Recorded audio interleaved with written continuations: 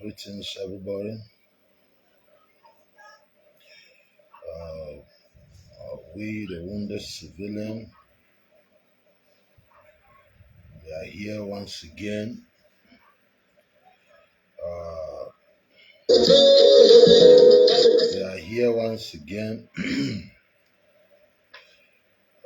Welcome to the Wounded Civilian Classroom to talk about what is going on in our country. You are welcome, and our brother will join us very soon. Brother Ijele will join us any moment from now. And today we are going to talk about many things: politics, the insecurity,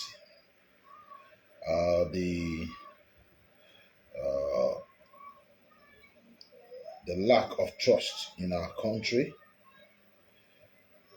the agitation that is going on in our country. So we're talking about so many things. Very soon our brother will be joining us. Please, you can share it to your friend, because today is going to be a special program.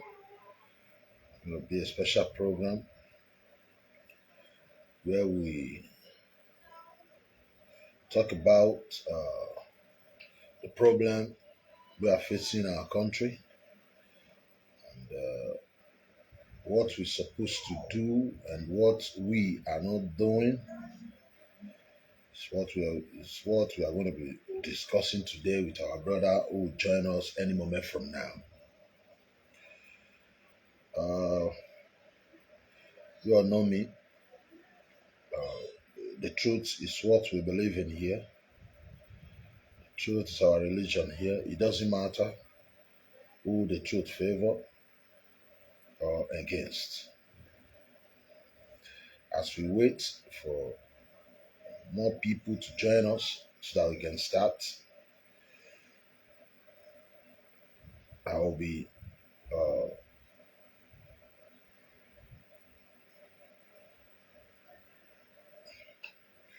talking about the reason why me, the wounded, why I am supporting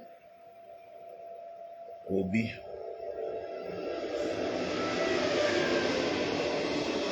A lot of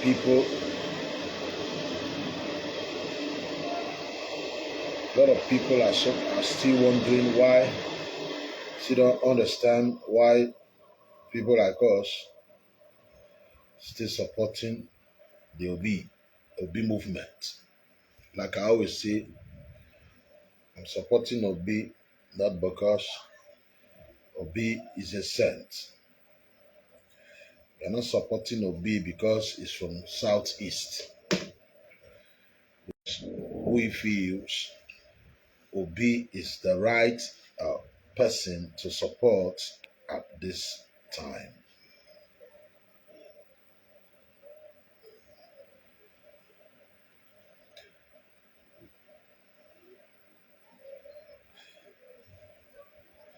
So that is the reason why 2023 presidential election, I always tell our people, it is not the time of distracting ourselves. It's not a time of, fooling around like some people are already doing. You might not like the things I do sometimes, or the way I'm putting it, whatever I do. You can see that when I am supporting Obi, like I always say, but that doesn't mean You know, like some people who will be supporting Obi, since they are supporting Obi, anything they see Obi doing or Obi supporters doing to them is correct. That's what they believe. When you are supporting somebody, whatever he's doing, whatever his fans or his followers or his supporters, whatever they are doing is correct. I am not that kind of man. I'm not that kind of person. Me, when I'm supporting somebody, you must try to be clean. Try as much as possible to always, you know, be clean. You can be 100% perfect, but you must try and do the right thing. That's what I believe. That's the reason why you see me sometimes, not sometimes, all the time. I will come out and criticize Obi, criticize his follower, criticize maybe even Tinubu, criticize these people. Not because some people are wondering, some people will be thinking, I thought this man is supporting this movement, supporting us. Why, is he talking, about us? That's me for you. That's me for you. That's the reason why many people still don't understand where we stand. But with time, I believe they will understand. You understand me? They will understand. You know, they will understand. They will understand, we are the only civilian. The truth is our religion here. It doesn't matter who it favor or against. The truth is our religion here. So we'll continue to do what we do. And I believe our people will one day, understand, or those who don't understand yet.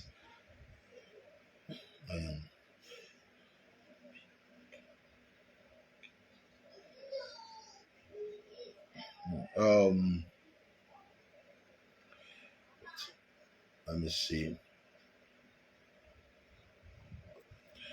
Let me see. I'm coming.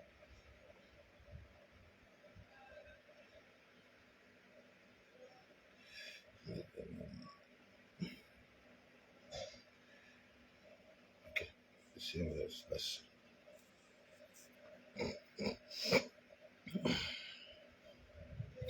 I think our brother will joining us any moment from.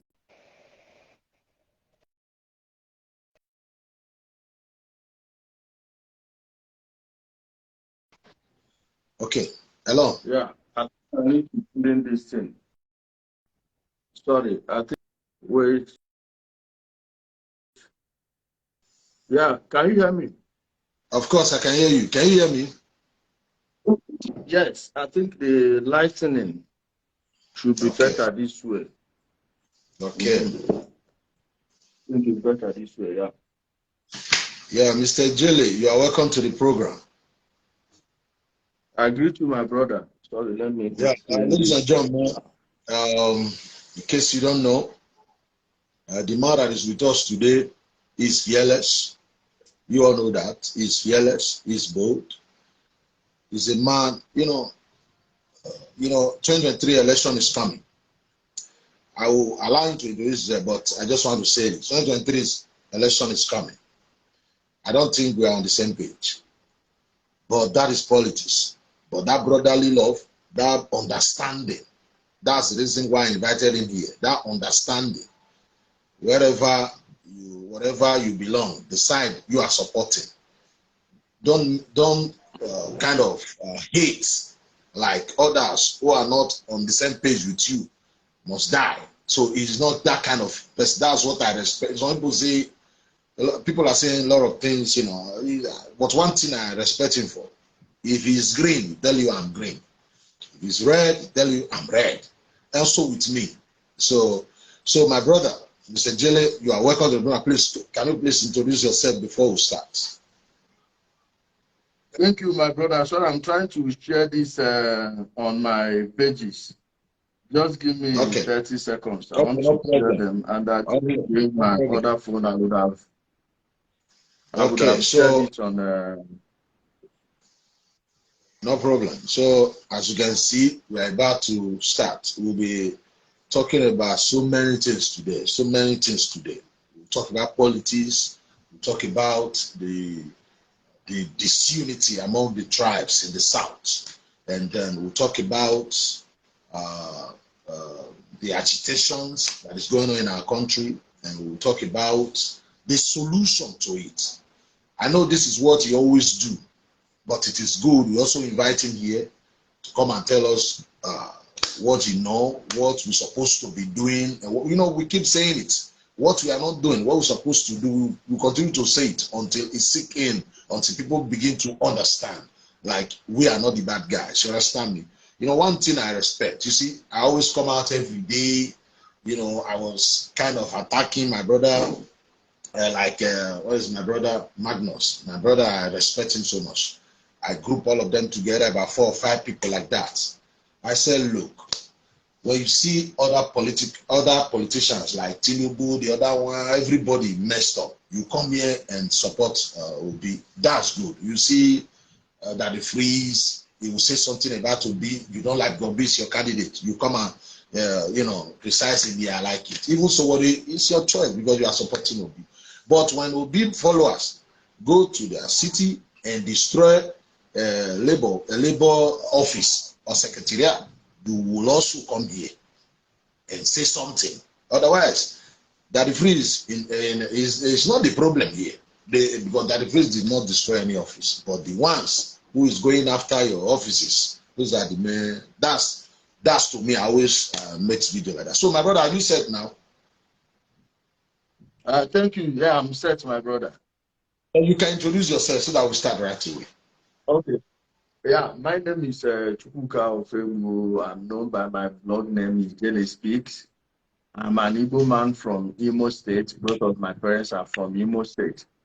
And I'm a black man first, an African second, then a Nigerian third. That does not mean that I don't know my root. In fact, knowing my root is the exact reason I'm calling myself a black man first. Because around me, all I see are people like me, the same color and everything. Other than the societal problems we are creating for ourselves along tribal and ethnic lines, then religious lines, I don't think there's much of a difference between us because we all believe, no matter where you're from in Nigeria, we believe that evil is evil and good is good. And I don't know any reasonable person from any part of Nigeria that condones evil, other than those that are usually to deceive and maintain their social status. Thank you, my brother. Yeah, thank you very much. Thank you very much. Welcome to the program. Before we really start, for the reason why I invited you here, but let's talk about politics first. You see, you were neutral for some time. You did not tell Nigerians the party you are really supporting. But of the recent, you know, you begin to show, okay, you are supporting this party. Can you please tell us why? I've never hidden my support for the APC unless you are not paying attention. And even from January, I've been telling people that my candidate is Vice President Yemi Osinbajo. Because as someone who served the president loyally, I believe that the president would anoint him as his successor. And anyone who knows me, who says he knows me, would know that from birth, I've always been from 1999, I've always been an APP member before it's morphed into AMPP. And from 2003, I've been a staunch supporter of President Muhammadu Buhari, whom I got to know about by reading his autobiography. The name of the book is Muhammadu Buhari, Greenback. Then I studied things about the man. Of all the leaders, of all his mates in the army, in military administration and everything, he seems to be the only one with abstain. The only one he couldn't pin anything on, and it was because of his rejection of privatization of oil and selling off of government assets that he was toppled the first time. But people don't know this, because at that time, if you notice, the global oil market was disrupted, and he was not willing to play ball with the Western governments, and they used the IDB to topple him. And ever since then, I've always been a staunch follower of his. The only time I didn't campaign for him was in 2019, because I saw so many people around him, they weren't doing what they were supposed to do. And they were just playing on the man's loyalty to his friends, believing that provided he trusts you, he can hardly remove you based on what people say. That was the reason I worked with AAC, with the target that we should pursue 10% of the vote, with which there is no other party, other candidate in the PDP or APC that will get 51% of the vote. That way, they will call us and we will become the kingmakers, even with our small number of votes. Then, sadly enough, Nigerians are not ready for that type of politics, and they didn't understand. That was the reason I worked with Omoyele and AAC in 2019. Then after the election, what was there for me to do? I either be antagonizing the administration of a man I know there is nothing happening in the administration that it is his fault. One, he never owed anyone, and he changed the mode of awarding of contracts from party loyalists to the ministries. You find out that it's only under Buhari's administration that ministers were given enough power to perform as ministers, not a situation whereby they would award contract to party officials. You and I know our late father, Tony Anene, and what he was doing those days. The man from Uromi. You also giving all the contracts they awarded that was going to go to Edo State. His family will swear that they didn't partake in it. Just like the PDP chieftains in my area. I'm talking about the owners of CCC. You can pull up their documents, their registration documents, and see what I'm talking about. Where you award contract to party officials and they will eat the money. Then I look at what people were saying against the man and what he was actually doing. Come on. There was no way I would make myself an object of nuisance or a source of nuisance to my country. One, I'm a patriotic Nigerian. I owe my life to Nigeria, if not for Nigeria and what President Muhammadu Buhari did as a PTF chairman. I may not be alive today. I was born in one of the best hospitals in Ontario, the best as at the time, Menax Hospital, on the salary of a low-level civil servant. Some things don't happen this day. These are a part of the initiatives by the man. So when I say I literally owe my life to Nigeria, is a living statement. It's not just hyperbole. Okay. This coming election, do you think your party, APC, will win? 100%. I'm certain of that. Okay.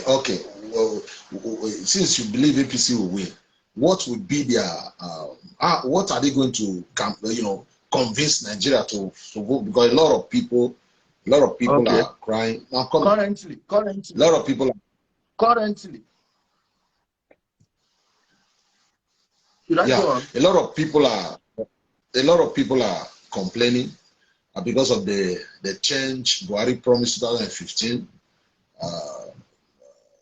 the next level, and we all know what happened in Jonathan regime, the corruption, the jobless, youth unemployment, and Buhari promised change and the next level, and nothing really changed in Nigeria.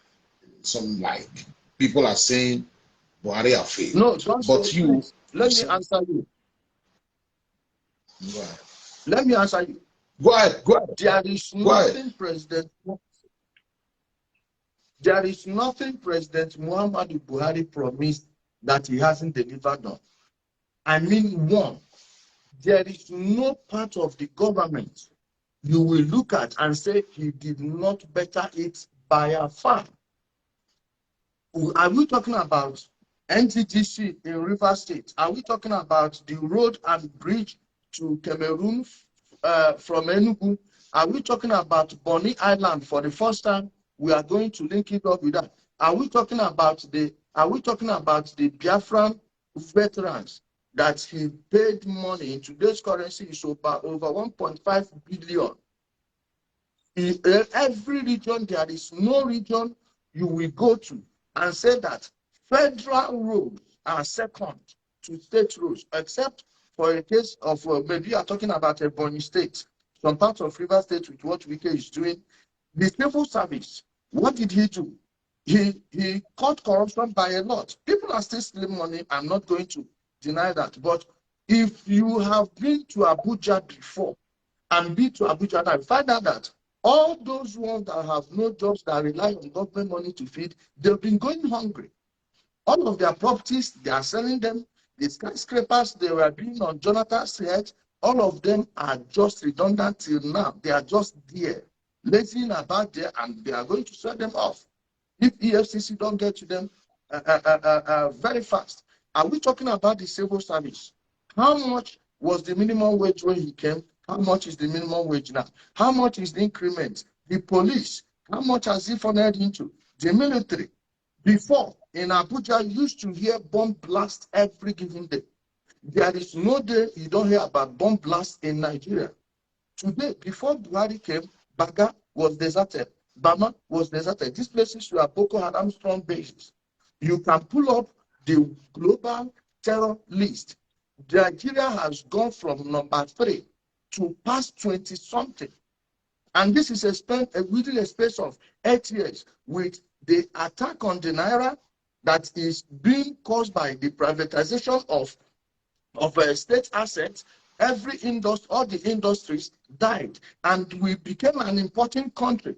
Now it will be easy for the Bank of England, the Federal Reserve, to manipulate our currency because we are just consumers.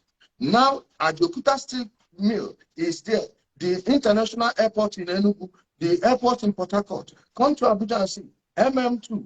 Where are we going to begin from? During the pandemic, this man gave money to every damn state. How much did he give them in COVID bailout? At the end of the day, did they give the thing, the food he shared, did they give it to the people? The first time that no state governor is going to say that he is being owed a dime. If there is any governor that is telling you that the federal government owes them a dime, please point the person out to me. In the federal civil service, please, I'm coming, please. In the federal civil service, there is no department in the federal civil service. There is nobody under the federal government that is going to say, oh, I'm not getting this, I'm not getting that. Oil producing states, he gave power to the oil producing states themselves. For the first time, we saw big men pleading with traditional rulers. Even Obasanjo went and knelt before the Olu of Warri. We saw how they were going there. Why were they moving there? Rather than going to meet the people, the MD of NNPC or the oil minister, of course, the president controlled by himself. Now they have to go and beg the community to take. For the first time, Anambra State was put on oil producing state. These are the things people are not talking about. Dredging of River Niger. If the Southeast is serious about developing the region, River Niger has been dredged. Now you can bring small vessels. Look at how people are buying vessels to transport oil from Lagos to One Port in Port Harcourt. Why don't our own people buy their own vessels and be transporting the goods from Lagos or even One Port to River Niger? To River Niger, that is something that would have brought money into the region. There is nothing, there is no part of the economy he did not touch. Then COVID hit. Go and check every country, check the recovery of every country. People are talking about, oh, Naira this, Naira that. Not that currency. Euro is now running neck and neck with the dollar. The fall of the euro and what is happening in Ukraine and the fake and the fake demand for dollar is what is propping dollar up, reducing euro. The more euro is going down, pounds is going down, dollar is going up. And because they fixed us on the best Bretton Woods agreement, where they tied our currency and the international trade to the dollar, promising to put it on gold standard. Now, Nixon removed it in 72. From then, every currency has been debased from time to time, which is what you are suffering, and you are not going to pin that on the president. So if the governors in Nigeria, mostly from the south, had been working, believe me, these complaints will not be this much. Yeah, ijele, there are points in what you are saying. I still disagree with you. Why? You see, when this man came to power, we know how much the rate dollar to Nigeria, and we know how much we are selling fuel and diesel in Nigeria. You see, when the poor masses, when you are buying, high rates, when you had money to, because pump price during Jonathan it was 90 something. The same Buhari, join and organize a protest against No, the under Jonathan, it was one something. It was one something. No. It was one something under Jonathan. Yar'Adua was the last person that said, please. Yeah. It reduced it to 97 Jonathan. No. Jonathan took it from 66 to 97. No problem. 97 so we are selling it to 163. So fine, we are selling it now. When Buhari said there's nothing like first subsidy that any government that is saying is subsidizing, for that government, they are liars, they are criminals, and that's what he claims he's doing now. You know why I'm saying this? I don't hate the president. I don't hate him. Whatever they say, sometimes I defend him, sometimes I criticize him. Why? This is not the Nigeria people were expecting 2015, like, give this man a chance. The other day, some group of criminals went to that prison in Abuja and free so many. As we speak, no genuine investigation, who did it, nothing like that. Who told you no? Please, my brother, 1 minute, please. 1 minute, please. Don't say no genuine investigation. They've arrested not less than 30 of those guys under the first week. Now, the guards that were there, 4 of them are in detention. The military guys that removed their checkpoints,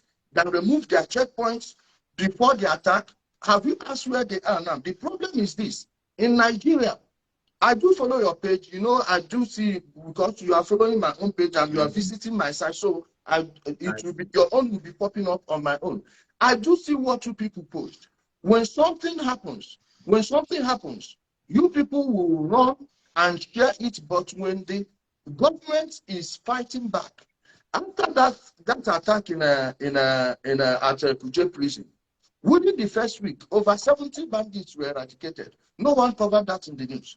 This prison break they are talking about, and some of them even are so stupid enough that they want to pin it on the president. Why would someone release criminals to go and disrupt his administration in an election year? Now, the Abuja train attack they are talking about, the man that was negotiating for the bandits is in custody now and he's singing. As I'm talking to you, there are things I'm not supposed to make public, but wait between now and next Wednesday. You will see names.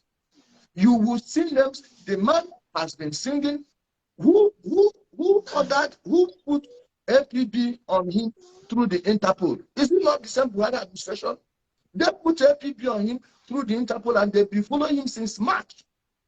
The problem is this. We will talk about people. When bad thing happens in Nigeria, it will go over, okay, like we are talking now. Ask anyone in all the major cities where the discos have been reformed. The same property of the federal government that Jonathan said he didn't know when he signed out, Buhari is not bringing them back. The mobile transformers came in last night for Siemens. The person you are supporting going to Egypt said Siemens told him they are not doing anything. Look at the mobile transformers that are here. No one. Wait, please, please, my brother, please, please. We need to celebrate. Wait. 1 minute, please. I need to give you everything. Go ahead. Electricity in Nigeria. Wait, electricity last week added 1,100 megawatts. This week alone, we added 1,200 megawatts. Again, go and ask everybody. People selling generators in Lagos now in problem. Ibadan, all these places, they reformed the discos.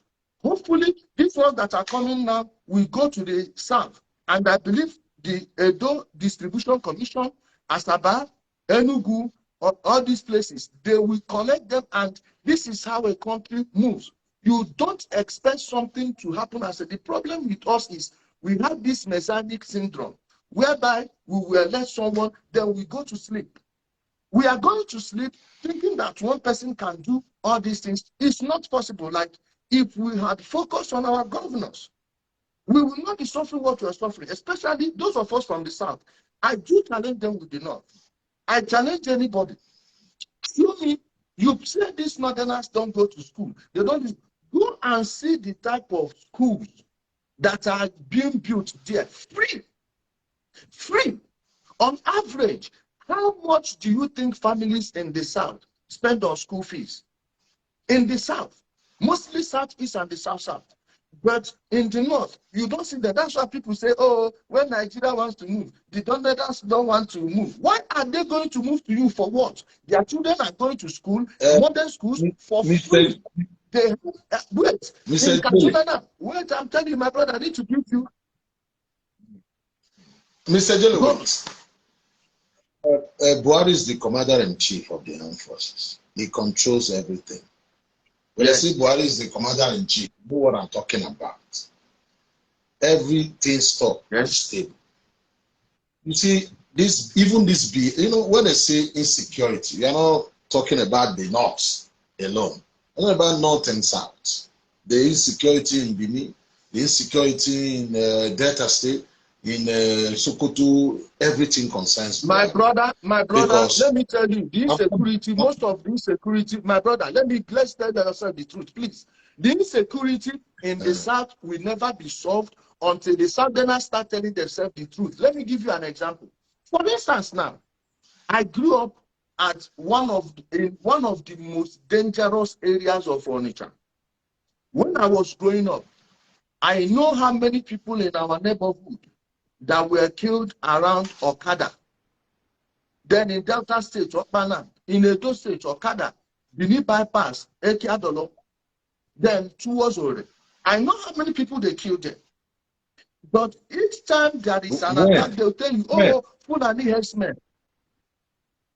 No, I said, even Mr. Jelly, 97. I know, Mr. Jelly, please. Wait, Mr. Please, Jelly, I'm coming. Please, my brother, please, 1 minute. I'm coming. No, there's something I want brother, you to, I want to make something clear. Jelly, wait, I want to make something clear. You know me too well.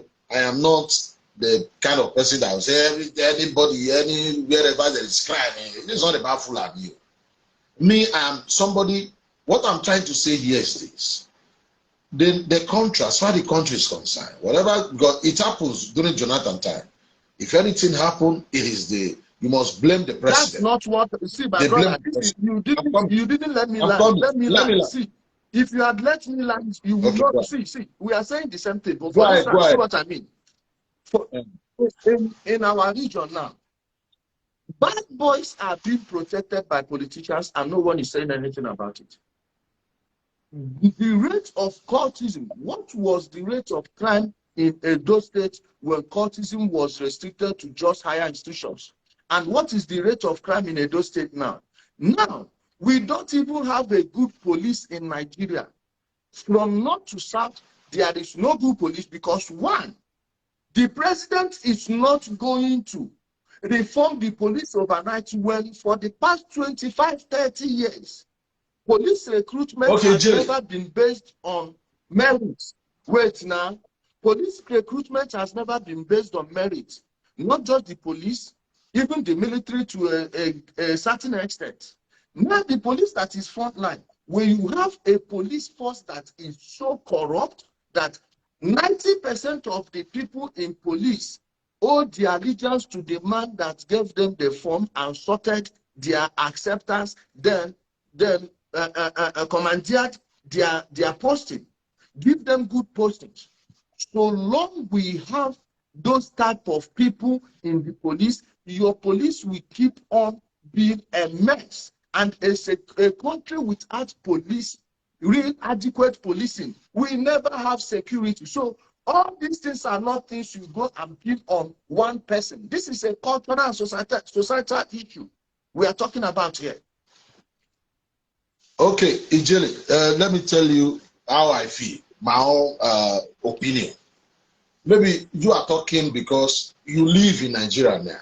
Although you were, let's say, Europe before, yes. You were outside, living outside the country. You live here now. You are in Nigeria now. There was no time I was not visiting Nigeria every time. There was no time. I've never spent long outside of Nigeria before. I know. There's something I want you to, it's like, look, somebody like me, like, I don't care. That's my life. I don't care whether I like you, whether I hate you, but the truth, I will just tell you. Because when I tell you, I'm helping you.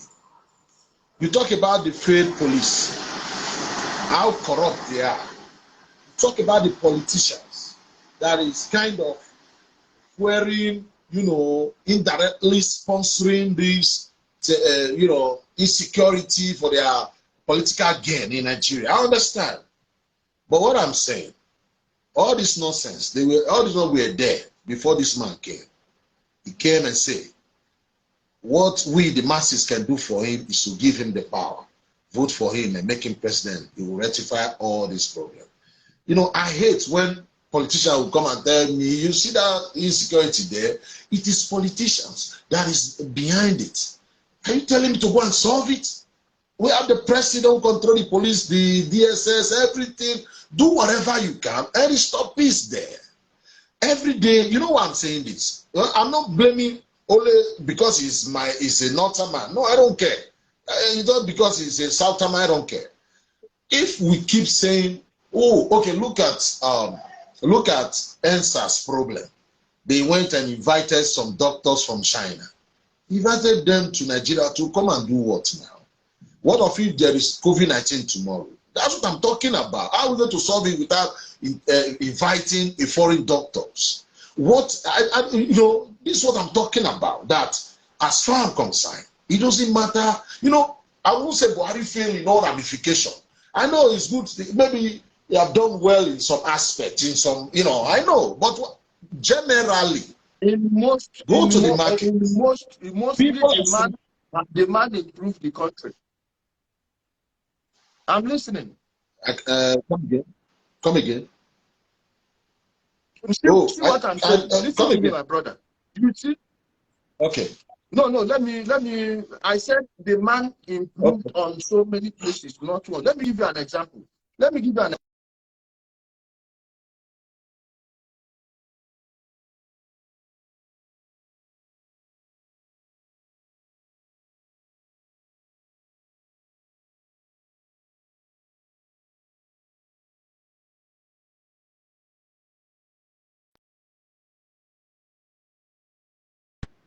Hello. I can hear you. Go ahead. Of course, go ahead. Your screen was frozen on this end before. Okay, see what I was telling you. When Jonathan, when Boko Haram first started, these were people that realized what some French expatriates were doing at their backyard. What did they do? Instead of opening up, they joined in the mining of uranium and gold. From 2002 and 2003, they started arming, controlling areas, started giving us all this nonsense about religious crisis. But it had nothing to do with religion. Most people in the north knew that this thing has nothing to do with religion. But because they were using Christians, not just Igbos, you see Edo people, Calabar, any Christian, they will be killing them then. Everybody kept quiet, but they knew exactly what was going on. At some point, those people started realizing, oh, this gold is not just one place. Oh, you have it in this community. You have it in that community. What did they do? They said, oh, they've declared their Sharia state, this and that. Started killing people. Nobody did anything. Do you know the first time policemen were expelled from so many towns in Borno State alone, and Sokoto, which is Zamfara? Nobody was saying anything. They were enjoying it. But the moment it got to, even when Jonathan was president, his fellow PDP people, we are even undermining him. Why? They were benefiting from the gold and uranium those people were mining. What did they do?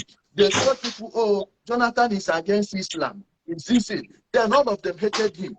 All of a sudden, they started knowing that, oh, even this fish in Baga, we cannot, if we can control the fishing, we'll be making like at least 50 million every day, 100 million every day. What did they do? They started wiping out the communities. That was when it got to their neck. When the water got to this place, they all started shouting for help. Now, the same Jonathan, they were saying he was killing their youth, is the same person they started saying, oh, he is not fighting these people. He just wants us to be wasted. And you hear some people, some Nigerians, mainly from my own side, telling them that, oh, you are paying for your evil. And then say, I'm hearing a sound. Yeah, I can hear you. Go ahead. I can hear you. Okay, it's better now. Yeah, I have a chain track near my house. Okay. So then the water got to their necks. They started begging Jonathan. But that time, there was nothing more Jonathan could do. Remember, that time when the military strikes them, you will see this Amnesty International. You will see all these people saying, oh, they are killing innocent people. Nigeria soldiers. And they started threatening him with war crime and everything. Jonathan, being a weak man, didn't stand his ground. Now, that was the opening Buhari used to come in. What did Buhari tell them? He said he went there and promised them that he was going to end Boko Haram and take and close all the IDP camps. Well, he has not closed all the IDP camps, but the entire Bama is back to life. Baga is back to life. Now, do you see that? That time, the northern leaders, even the emirs, all of them ran and came to Abuja. But from Abuja, they were shouting from the top of their neck. These people are killing us. They are wiping our people out, doing all these things. Unlike what you saw in the southwest and what you are still seeing in the southeast now, where people will be committing evil. Their elders will shield them. The same thing the northerners did then. Now, the water is here. Yeah. Ijele, I understand. Ijele, wait.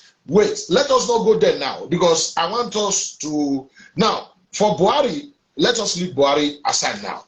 Now let's talk about these 3 or 4 leading candidates. Party. I want you to be fair here. You understand me? Be fair. It's not about you are my friend, you are my brother. Yeah. Just be fair. Okay, look at these 4 candidates. I'm talking about Tinubu, about Obi, about Atiku. Can we have Kogwaso, or we should leave Kogwaso out of it? Okay. You can add Kogwaso or okay, let's. Okay. Let's add Kogwaso now. These 4 candidates, I don't think Sowore can, let's leave Sowore. These 4 candidates now, if you feel Tinubu will be first, Tinubu will win, for instance, then who will be second, who will be third, who will be fourth? If, for instance, as you said Tinubu will win, let's assume Tinubu will win. Who will be first, who will be second, third, fourth? All these 2, I want to classify them in 2. APC and NNPP one side, PDP and Labour Party one side. Now, Kwankwaso is a very popular man in the north. As the Kano State governor, in 4 years, what that guy did, there is no governor in Anambra State that has ever done it. Now, that thing, he trained so many people. We have Kwankwasia pilots. These are Pilots he trained from secondary school to university, they didn't pay anything until they became pilots. You have Kwakwasiya engineers. These are engineers he trained, sponsored their education. Secondary, tertiary, all of them. You see them line number. You see Kwakwasiya doctors.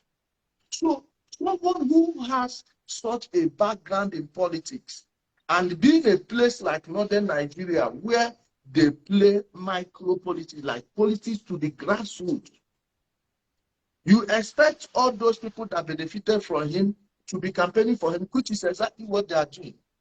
Most of them, like they say, oh, Kwankwaso is taking APC vote. Not necessarily, because most of the states where he is getting crowned are strong PDP basis. Then in Borno State, he has people, but you have in Borno State a governor like Zulu, who is the best governor in Nigeria today. And you have the person on joint ticket. You find out that the northwest, the northeast, the northwest, for instance, now he is not going to make too much euros there. Then in Kano, I'm not underestimating his ability to take vote from Ganduje and Abacha. And being that Northerners vote in droves, you can never discount him, because whatever difference in the key battleground states in the north, whatever difference you see there, he must put more percentage than that. You find out that had he not been on the ballot, these ones will go this place. Now, you talk about the distant third person, which is P2B. P2B's campaign is mostly on social media, I'm telling you. Where I'm living in Abuja, I have not seen a single Labour Party flag. And I'm telling you, all these ones that are making noise, most people that make up the P2B team are Southeast PDP. And the people that got into politics during EndSARS that didn't understand what that EndSARS was all about. Like I always say, Segalinks, I was in a Twitter space with him the other time, last week. Even everything I said it, everything I'm saying now, I said it to him and he confirmed it. He confirmed it, he was there. We started EndSARS in 2013. And when Segalink started it, all of these celebrities you are seeing, none of them was tweeting about it. I lost my first Twitter account. That Twitter, as at then, that time it was 11,000. Under 9 months, 11,000 followers with many blue check journalists, not this Jake Tapper on CNN. We were exchanging. Yeah, but something is not clear yet. I'm coming, please. There's something is not clear yet. You said Tinubu, but you are trying to place Obi, will be third. Like, are you saying what will be second? No. I said Kwankwaso. I'm telling you their campaign, please. Now Kwankwaso was the first person I did, and I've told you where he's only going to pull votes. Where he's only going to pull votes. That's what I just told you. No, Obi, I'm coming to it's not position yet.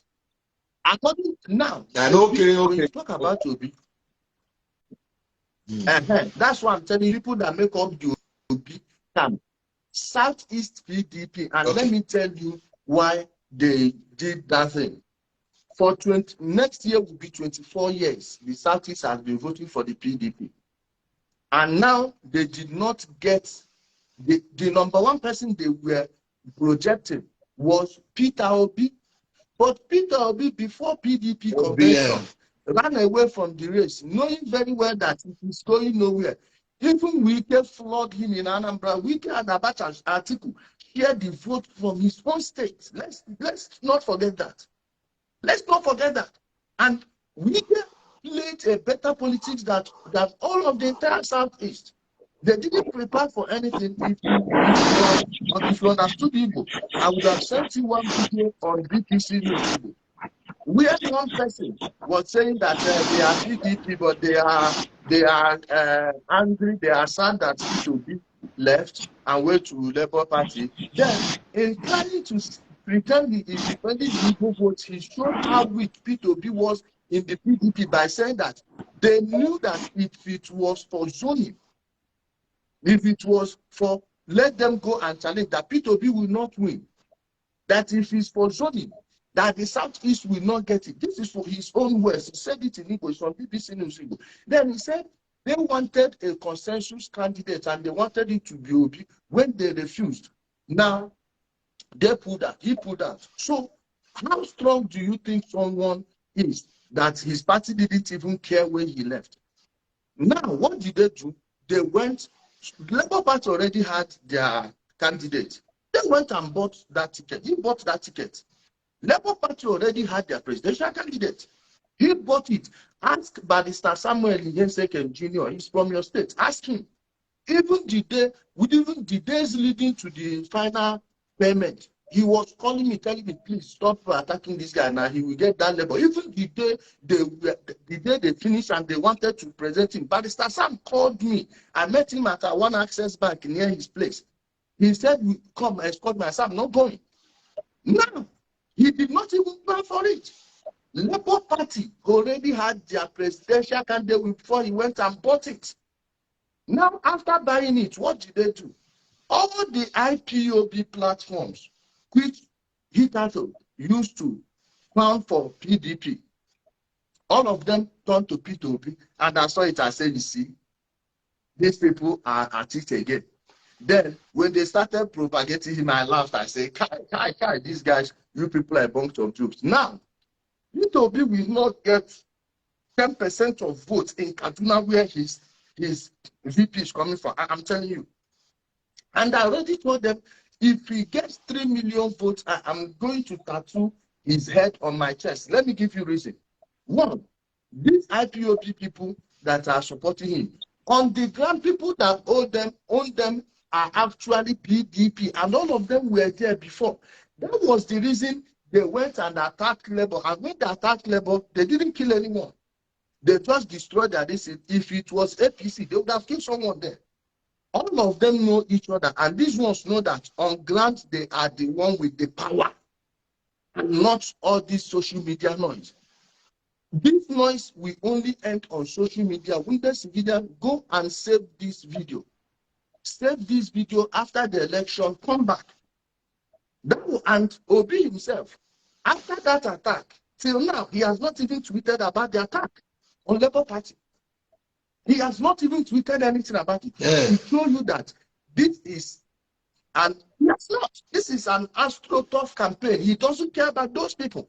And this is someone that I know he cannot run on his records. Believe me, actual records, he can't run on it because he will not show you a single market he built. The hospital, hospital, wait, I'm coming now. No, you come to Atiku. The only thing we are coming to that. Don't go that far. We are coming to that. Now, what about Atiku?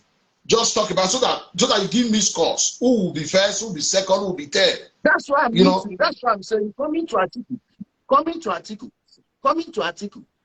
PDP shot themselves in the foot when they gave Atiku the ticket. And even Tambuwa, from a reliable source, Tambuwa was running neck and neck with Atiku, even had more votes than Atiku. Yet Atiku used less than 100 votes to beat Wike. What does that tell you? Atiku was never a popular candidate. Money exchange house, and Tambuwa betrayed his friend who voted for him in 2019 and even paid people. When this was brought dollars, he brought his own dollars, said, let us do it. Even voted for him at Eagle Square, showed his ballot for everyone to see that he voted for Tambuwa. Now Tambuwa went and betrayed him, knowing fully well that Wike wanted Uche Secondus to get down because he didn't want these people to say presidential candidate is from South. According to our party, the chairman should come from the North. And everything was agreed. In fact, P2B was not even Imo State gave to Wike, then some of them that Atiku doubled their money, switched their vote. Now, let me give you one thing. When P2B, as a PDP candidate, came to Imo State, do you know that nobody came to welcome him? He was just in a small hotel with journalists and some people that came to see. I'm telling you, the PDP leader in Imo State, Emeki Hedioha, did not even go to welcome him. The day Atiku came, Yeah, I'm aware. Sorry, did they Tambua? Wait, did they Tambua came? Did they Tambua came? The movie radio have heard Tambua sound like this. He went to the place to the tarmac to escort him, to show you what they have planned and all those things. They betrayed Wike. After betraying Wike, now they have Atiku. How can you have only 5 governors from the north? A northerner is finishing his 8 years, and you are giving the ticket to a northerner again, instead of a southerner. And PDP has more parties from the south than the north. Imagine out of the 19 states in the north, you have only 4. Now, Atiku is only going to come second based on mobilization. Of course, you know what I mean by mobilization. And party name. In the southeast, all these ones that are going to the Senate are not going to allow Labour to do anything, because they will allow them make noise on social media, but on ground they will use their power. You know how PDP win election in the southeast now? They will still use guns to topple them and buy the vote for Atiku. When you join it together, believe me, Atiku will not go anywhere, but I put him on second. Now, when you come to Asiwaju Bola Ahmed Tinubu, 14 states, none of their governors like Atiku. None of them share the same ideology with him, and they not know how to play politics. If they give you their word, they give you their word. Now, Shetima performed excellently. You know, Nigeria is too large. Most of us don't travel, so we don't see what's happening in other states. But you saw the type of housing project he did as a governor and the ones he did as a senator. So he is a popular person, whereby you have most of the performing governors from the north are in the APC. President Muhammadu Buhari has his own 12 million votes intact. Now you come to the south, the southwest, whether you like it or not, Asiwaju Bola Ahmed Tinubu will carry it by a lot, except for Ogun State, where they will have some loggerheads. Other than that, he will carry it. Why? The south, even PDP people in the southwest know that Atiku was not supposed to be the candidate. Had it been Wike, they would have dragged it out. Now, when you come to southwest, is solid Asiwaju Tinubu. Then in the south, when you come to south, Edo State has a lot of votes. Now, Adams Oshiomhole is on the ballot with the abject performance of Governor Obaseki. The man should be ashamed of himself with how he had turned a great state like Edo. With Adams Oshiomhole and Obaseki going neck and neck, and Adams Oshiomhole being on the Senate this thing. Believe me, APC, if not winning, will win at least 45%, and it could even be over that of the vote. You come to Delta State, APC is performing, because even Okowa, Atiku's VP, did not even do anything there. And the other part of Delta State are solidly APC. You come to River State, if the PDP did not settle with Wike, I swear, let them go and do nonsense. Let me see. He will torpedo that ship there. He would torpedo there. And in that place, Bayelsa, by vote count, APC is supposed to be, it was because of the certificate forgery of the vice deputy governorship candidate. It is APC, and Jonathan is there. So when you come to the southeast, how many votes are going to come from the southeast? And Imo State is not going to sit on their hands and let anybody ride over us with the fake idea of, oh, it's an Igbo agenda. These are the people that didn't take Dave Umahi seriously when he declared, even went to Bauchi to declare. And they think that we will come and give them. They are not going to get a body. They are not going to get a body. And PDP Southeast is being led by Abia and Anambra State. Anambra State at the top with the money, Abia State with the mouth. So in Anambra State now, with the type of tribalized politics there and the religious politics they are playing in Anambra State, you will see that P2B will drag so many votes from Atiku. And Atiku will take the rest, APC will take some pieces. You expect someone like Andrew, but forget what people are saying on that day. People know who they are going to vote for, and they know their political leader in the regions. It is, they will partition it. Enugu will be solid PDP. Everyone knows that. Enugu will be solid PDP. But APC will be competitive over there also. Other states, see what PDP is doing to themselves in other states. So Atiku is a no-no. But he will come second based on name recognition, the amount of party money he will spend, and the PDP party structure. But when you check every other thing, it is showing Ashwaji Bola Tinubu. Okay, let's leave that topic now. Now we have talked about Buhari, his performance, and where he failed and where he got it right. Then we talk about who will win. Although some people are here who will say, okay, they dispute what you are saying, who will say, no, they don't agree with you. Politics is always like that, because the more they are heading towards, it's going to be February, it's not February. See, we are heading there. So sometimes it will change. People will, okay, because of the way they by can. the end of March, everything will go over. So now, let's talk about the insecurity.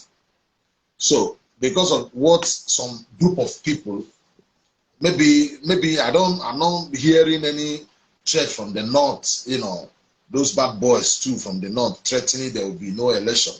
But from your own region, southeast, some group of people somewhere saying that they don't have interest, even when their brother is campaigning, their brother wants to be president. So did you think, because I was this Uzokalu was saying it the other day by November, he said November, he said they should forget about hiding in the bush. He's talking about Abia. Said they should forget about hiding in the bush. They know what's good for them now. Let them forget about this, whatever they are doing in the bush, and come to town and do better thing with their life. That he talks about the president is coming to flush everybody out for the election that is coming. Did you listen to him when did you watch that video?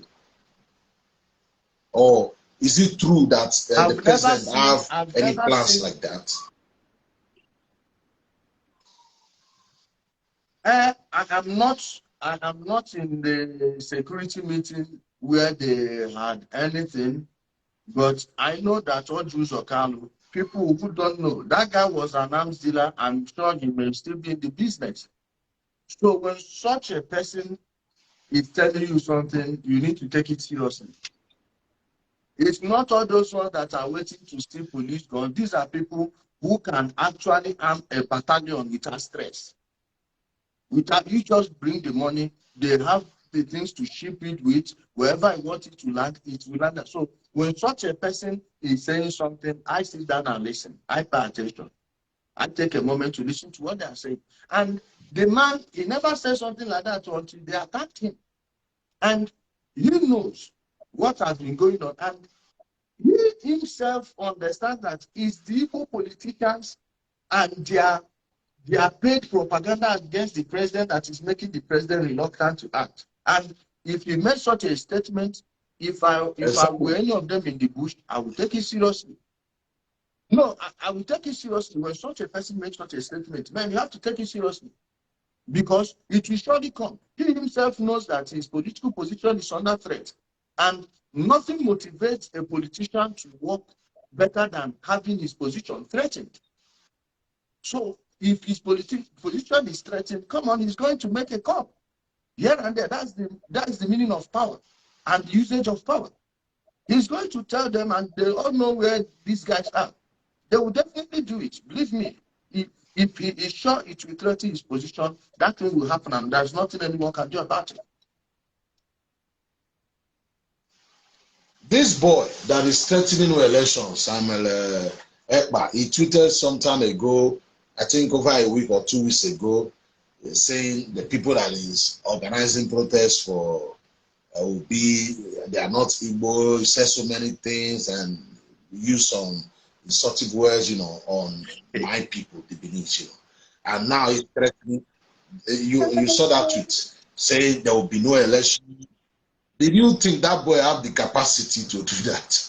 Because every election year he keep threatening no election and there will be election.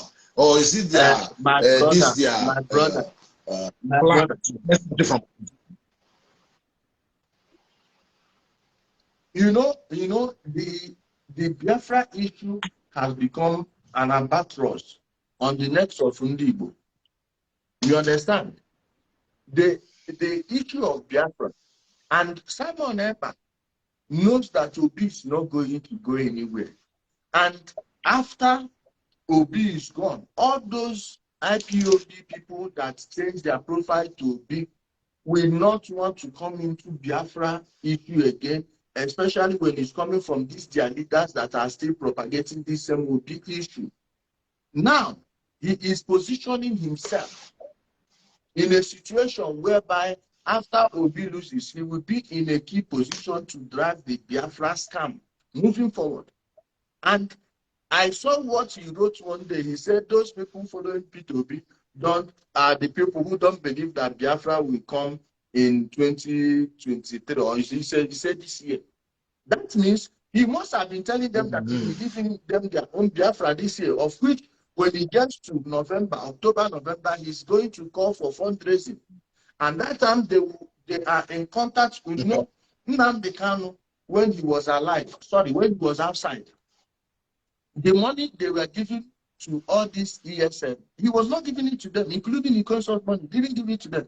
So when he was arrested, those boys began hearing how these people are spending money, how much HMFO was getting, how much this one was getting. Now, they themselves became angry and realized that this is a fraud. What did they do? They turned their guns on hapless civilians by robbing their cars, doing all these things. And nearly then was working with Simon. This double lion that they eliminated was the one working for Simon and Nelly, because they themselves started sending them money. They will collect donation and send the money, tell them, oh, go and hit so day. Go and hit. They will say, oh, our sit at home is working. That's why they say, oh, Simon has power. No, he doesn't. He will only pay those boys. If you eradicate those boys in the bushes, who is he going to call? Nobody. Absolutely nobody. He has no power. What he is doing, he is smarter than Chinas and the DOS. So what he's doing now is to position himself where he will be telling them, didn't I tell you that P2B will fail? Now, whatever remains of Biafra issues will follow him. What he will start exposing these people and supporters of P2B after the elections. So he will be in the driver's seat of the Biafra, anything Biafra. Nelly has colonized it. So anything Biafra now will now be on his own. So that's what he's playing. Not as if he has any power. He doesn't. If the PDP in Southeast decide to have him in Nigeria tomorrow, they will have him. And there is nothing anyone can do about it. He knows the people they are working for. He was the Simon Ekpa has always been a PDP man. He has always been a PDP man. The day Ike Kweremadu was attacked in Germany, Simon Ekpa was there. He visited from Finland as a PDP member to do the ERG. Go and check the was being sorted them. The only reason Nnamdi Kanu brought him in was when Nnamdi Kanu hook for neck, for wire. It was Simon Ekpa that started this Jubri Al Sudan, look at the left ear. Now, Nnamdi Kanu co-opted it. After co-opting it, he found in Simon Ekpa someone he will be using, sometimes in his rented private jet or first class all over the world with women. Simon will be keeping them busy on air. Then he will be giving him money, paying him on a personal contract. That was what their DOS didn't understand when they tried to, overshadow Simon Ekpa without knowing that he had a written agreement with Nnamdi Kanu before.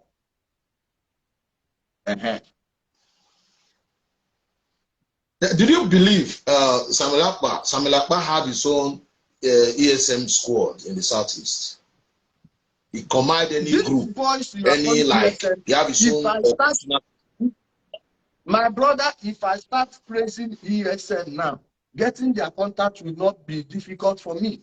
I will just gather some people, tell them ESN will finish the zoo, this and that. I will tell them to target a checkpoint. When they target it, I will start sharing it in our group. People will say, oh, yes, it's actually working. The mumus abroad will be contributing money. So this is how the scam works. This is how the scam works. The only people that are going to pay the price for it are those ones when they catch them and kill them. Those are the only people. These guys, they are not powerful. They have nothing. It's just these boys because they are in contact with all these people. And these people are contacting them on their pages also. You understand? I understand. In addition,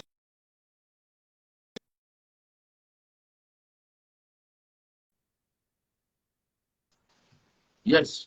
Inadikam is going to court on the 10th.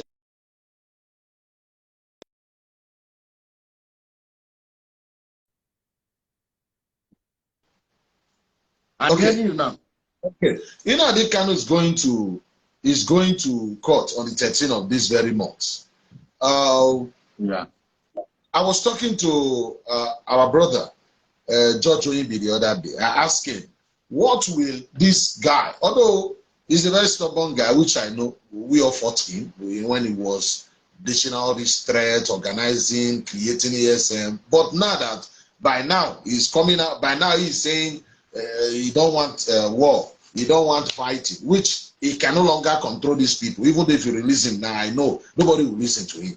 They now have those people, and Nelly have our own group now, brainwashing them, telling them they are in Goromongoro, they are all those funny, stupid name. They are now, he do now. They think it is God. You know, when they are saying what they are saying, they will be talking about God.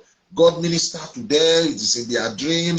It's God's own country. I told them, look, God did not create any country. All countries in this world is man-made. People come together and say, this is our country. This is the name. You know, some name that is not real, story that is even fake. You know, what they do, they will say God. They always put God. That when African man hear God say, all of them will just queue up and follow. Now, they are even saying this, he must be, the ancestors. It's God that, you know, Nelly will say, God talk to her. She always use that language. Okay, now, I was talking to our brother George Oyibi the other day. I said, okay, now, what they did, you know, how are they going to, like his lawyer that is bragging, singing Christian song, we are getting there, how are they going to free this guy? Like, not to free him to go back to UK and go and sit down, begin to run his mouth and say, they begged me to take the position of vice president, I refuse. That's how you be Senate president, I refuse. You know how he talks. So, how are they going to do it? How are they going to save him? You know, the pattern, the style, you know, are they going to negotiate politically? Tell us. No, don't be, you know, that is a very stubborn boy. We all know it, but he is going to hear when you see now there, it's like somebody whose hands and legs were tied. Then they cover him in a sack of beans, tie the sack of beans, put him in a drum, cover the drum, then put him in a container, cover the container, and dump the container in the middle of an ocean. He is going nowhere first. Any president, let me tell you, any president that tries to interfere and free him, and I'm telling you, you are going to have a military coup on your head.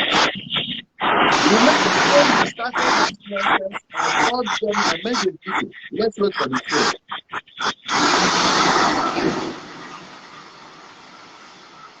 Okay, the train has passed. Now, I told them, all this nonsense you are saying, just make sure you don't kill any policeman openly or army openly. Because in every country, there is no country in the world where you will kill their servicemen. You order the killing of their servicemen, and they will leave you. Drugs got into Nnamdi's head. The amount of money he was making from stupid Igbos and the ones politicians are giving him got into his skull. So he started seeing himself as you can do anything as breeze. After all, if anything happened, all the people know how to do it. You did it before by blackmail and all these things, killing of witnesses and all those things. We know how he came out the last time and came out and started bragging. Yeah. Now, you are in the hand of the person you least expect. Nnamdi never believed he would be caught. Yeah. All those things he was doing it then with the hope that Buhari would go, another person would enter, then they will find a way to tone things down. But it didn't happen for him like that. He entered problem where chopping head. And I told him that I said, Nani, if I don't deal with you, call me a fool. And I made sure he was gotten. You should have asked yourself, how did I know he was in Southern Cameroon on the 10th of June, 2021, when I made that video? And after some weeks, he was arrested. It was people close to him who saw through him that he was actually misleading them. It was his people that gave me the intel. Now, after killing policemen, even though the sister is still a police officer, a policewoman, now you are thinking that anyone will free him. You see the judge that is in charge of the case. I've even written something and put her name there. I know what happened.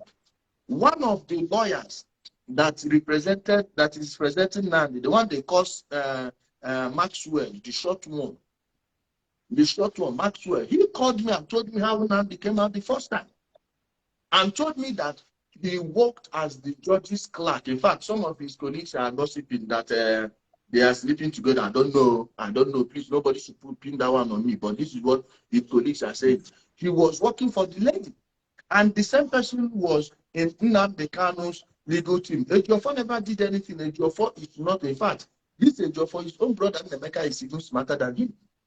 So it was what that guy, he told me everything. I recorded him. He didn't know I was recording him. Brother Sasaba, the second junior, was there that day, Federal High Court. I said, okay, no problem. Then I told them, come and bring him out again. That was why all these there is no hope, never. Anybody that is hopeful is just dreaming.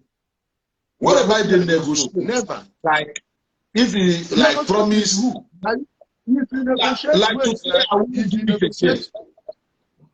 wait, never. Nobody will listen to him. He begged the last time. What about the next president? The next president might be merciful. Yeah, you know now. The next president. My brother, no, but that's what I'm telling you. This thing has two dimensions. One dimension is civilian, the other one is military. When it says civilian and law enforcement. So if you are talking to the politicians, how about the police? How about the army? How about the navy? How about the Air Force? Who've lost personnel? I'm not sure these guys understand the type of problem that guy is saying. So this is huge. The earlier they continue to forget him the way they are forgetting him now, the better for them. He's not coming anywhere. He's not coming anywhere. He's not coming out anywhere. Nobody's going to free him. Who? For what? He is the star witness against himself. All of his brokers are there. So how are you going to free? How are you going to leave him? He's not going anywhere. Let them just forget that dream. Okay. Now you see, the Queen just died, and I am seeing some comments. Like people are, especially from Southeast. I'm not saying it's only there, but the reason why they kind of criticizing the Queen, the reason is, to me, I see it as a very shallow kind of thinking. Like, why would you say somebody just died if you don't want to say rest in peace? No problem. That tweet from Ujunwanyanwu, the only problem there was making it about Biafra. No reasonable person should pin the Biafra war disaster on the English or the Americans. No, you pin every blame on Ojukwu. Wait, I'm coming. And I think I have less than 10 minutes to stay because I need to rush out and get something. You pin the whole Thank blame. you. Go ahead. You pin the whole blame on Ojukwu.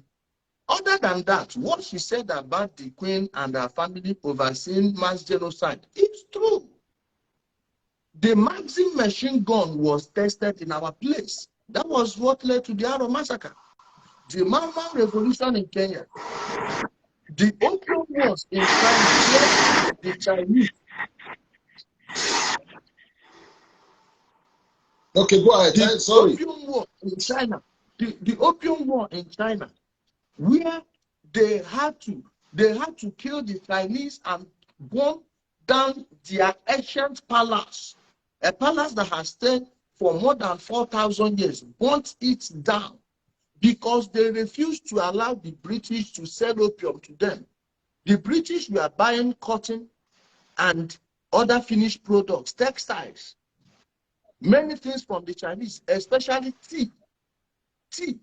Now they don't have anything they will pay the Chinese with. What did they do? They started selling them drugs. They said, no, this is killing our population.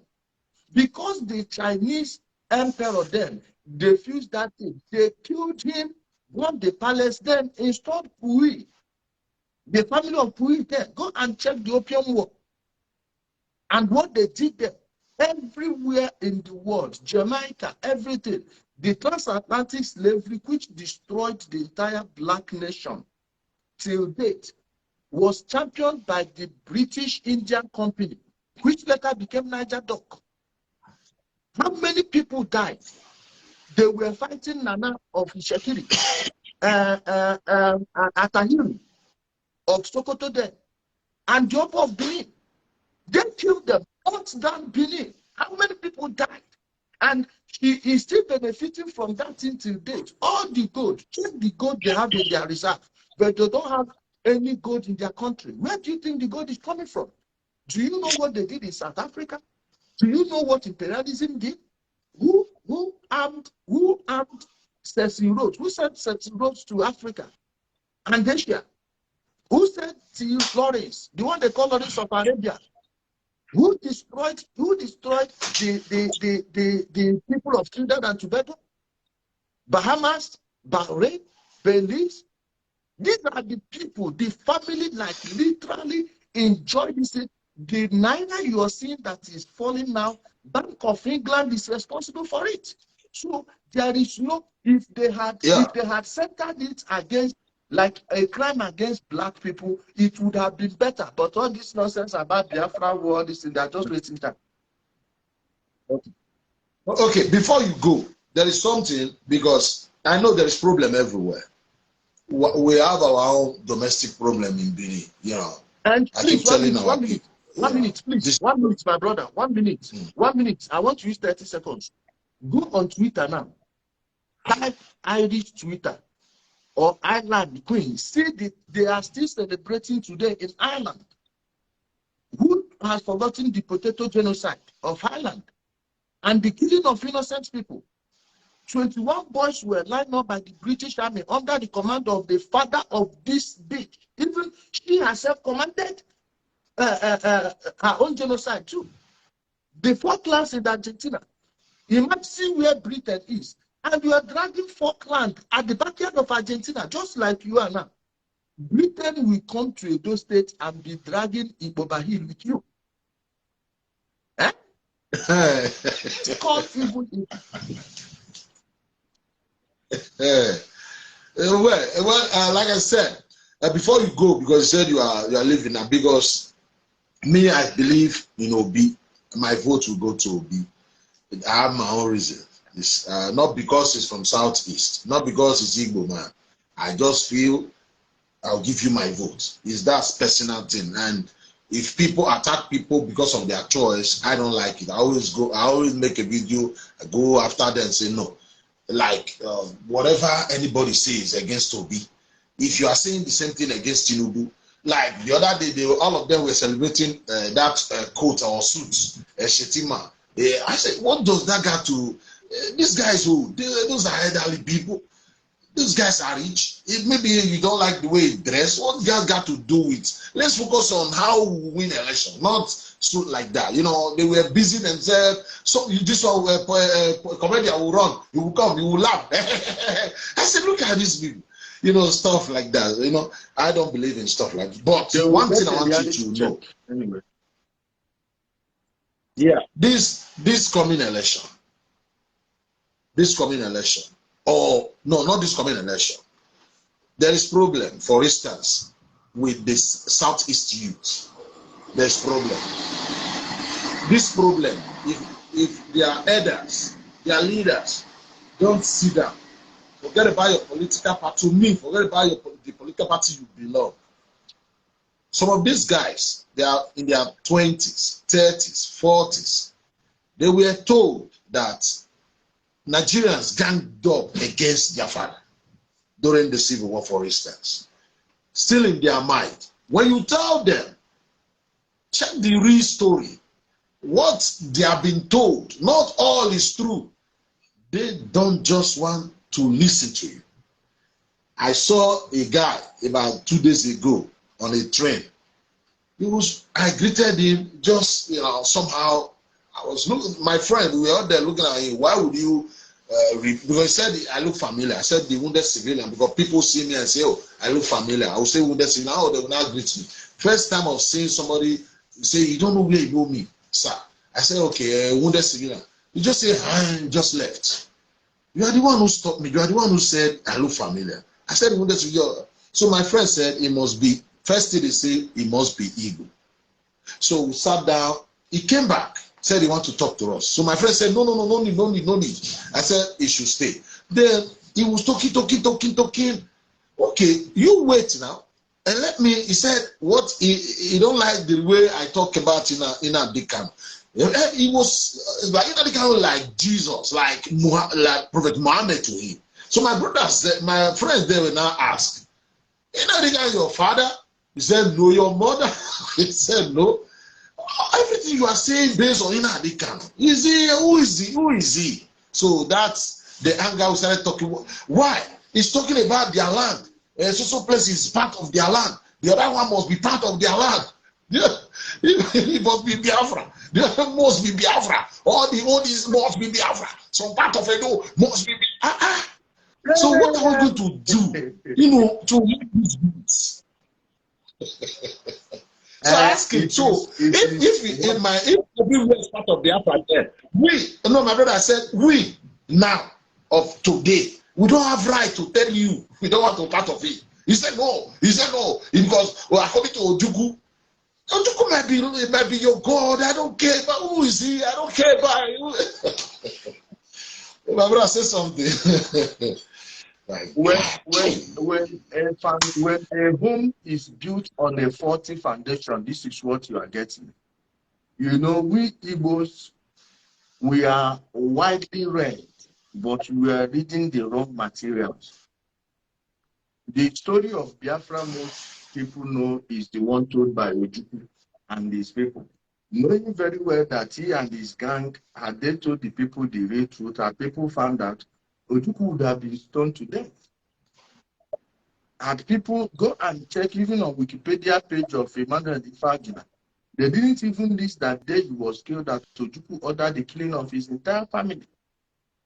As an Igbo man, this is not Igbo culture, it's not Igbo tradition.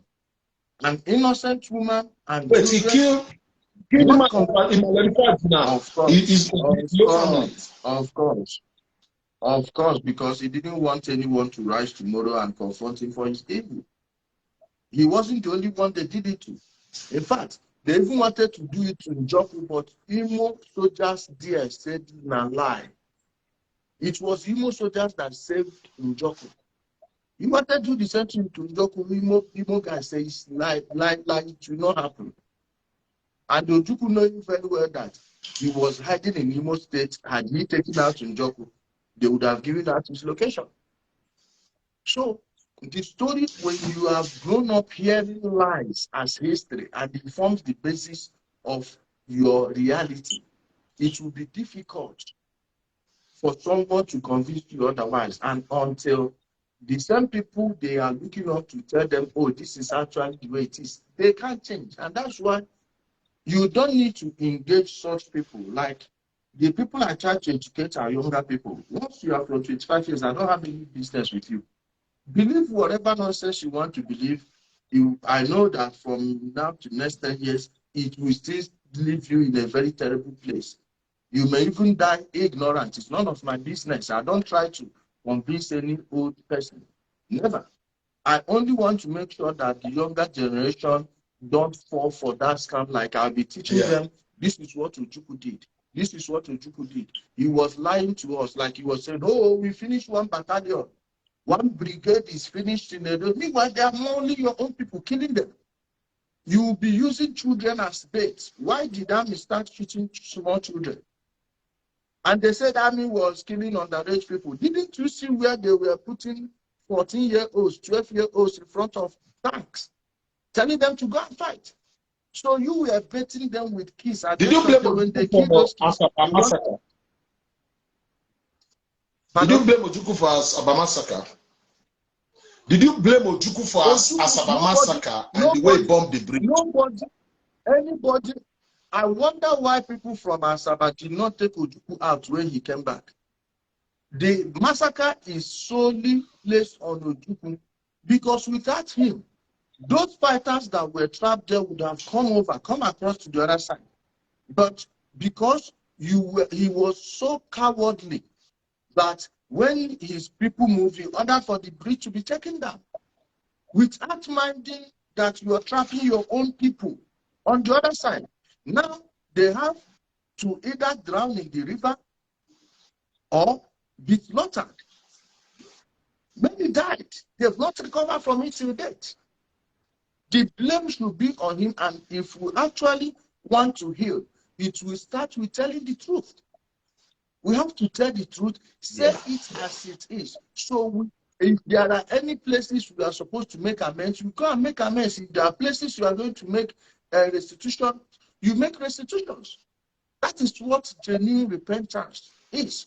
And if you don't do that, sorry, all those people, they will still remember it, and at every time they will fuck you up, which is what you are saying today. My brother, I think we'll have to close it here tonight. So thank you very much. Thank you very much. Thank you very much. We really appreciate you coming today. May God bless you. Thank you very much. I appreciate it. I'll call you tomorrow, my brother. My regards to your family. Yeah, my regards to your family, yeah. No problem. No problem. So, our brother just left us, Mr. Kuka Ijele speaks. You know, because he's going somewhere, I think this is where we'll call it a day today. We'll try and invite, because this is a new page, we'll be inviting our brothers so that we'll be talking about these things. You know, what we do here, not to attack anybody. There's no need for that. The time of attack, that time has passed. What we are doing here is to support Obi, not because from the southeast, not because from the south, not because he's Igbo man, you know, because we feel he's the right candidate. You see this, my brother here, you might not agree with him in some aspects. Also with me, I don't agree with him 100%. The only thing I don't agree with is Buhari. As far Nigeria is like that, I feel the president has failed. Not because he's from the north. That's it. That's Nigeria for you. In many things is not working. Many. You understand? That's the reason why I said Buhari have failed. Not because he's from South, not because he's from APC, they have failed. That's to me. When it comes to, he said he believed Tinubu will win. And he gave us the reason why.